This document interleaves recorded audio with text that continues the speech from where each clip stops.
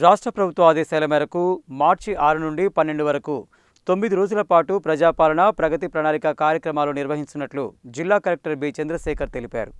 అన్ని శాఖలు సమన్వయంతో పనిచేసి కార్యక్రమాన్ని విజయవంతం చేయాలని కలెక్టర్ అధికారులను ఆదేశించారు.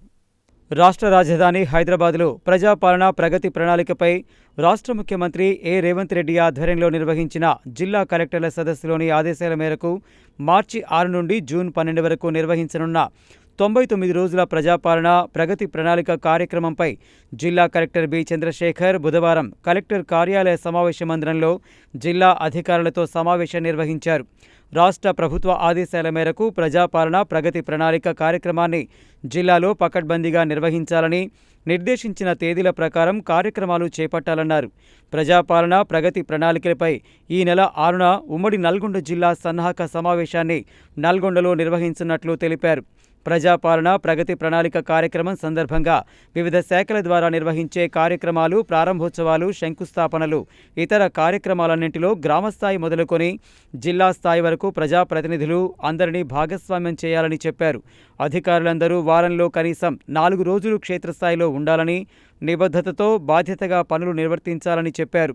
రాష్ట్ర ప్రభుత్వం ప్రజాపాలన ప్రగతి ప్రణాళికలో భాగంగా వివిధ అంశాలపై కార్యక్రమాలు నిర్వహించుకుందని, ఇందులో ముఖ్యంగా పరిసరాల పరిశుభ్రత, ఫైల్స్ క్లియరెన్స్, ఆరోగ్యం, విద్య, సంక్షేమం, వ్యవసాయం, మహిళలు, యువత, క్రీడలు, పర్యావరణం, డ్రగ్స్ నివారణ, రహదారి భద్రత తదితర అంశాలపై షెడ్యూల్ ప్రకారం కార్యక్రమాలను నిర్వహించినట్లు తెలిపారు. ఈ సందర్భంగా నిర్వహించే గ్రామ సభలు, మండల, నియోజకవర్గ, జిల్లా స్థాయి కార్యక్రమాల్లో ప్రజాప్రతినిధులందరినీ భాగస్వామ్యం చేయాలని చెప్పారు. ఆయా శాఖల అధికారులు వారి శాఖల ద్వారా చేపట్టే ప్రత్యేక పనులను దృష్టిలో ఉంచుకొని అన్ని శాఖల సమన్వయంతో కార్యక్రమాన్ని విజయవంతంగా నిర్వహించాలని కోరారు.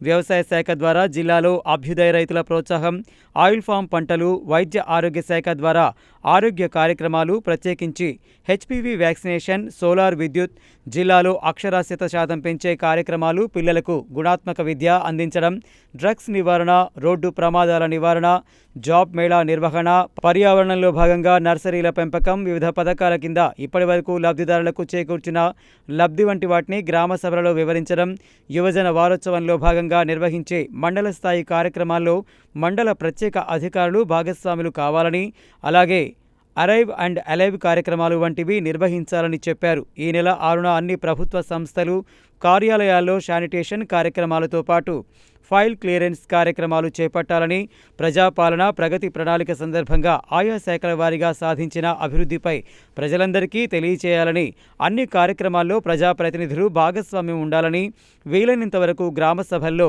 లబ్ధిదారులతో మాట్లాడించాలని చెప్పారు. ఈ సందర్భంగా జిల్లా కలెక్టర్ ఆయా శాఖల వారీగా నిర్వహించిన పనులపై సంబంధిత శాఖల అధికారులకు పవర్ పాయింట్ ప్రజెంటేషన్ ద్వారా వివరించారు.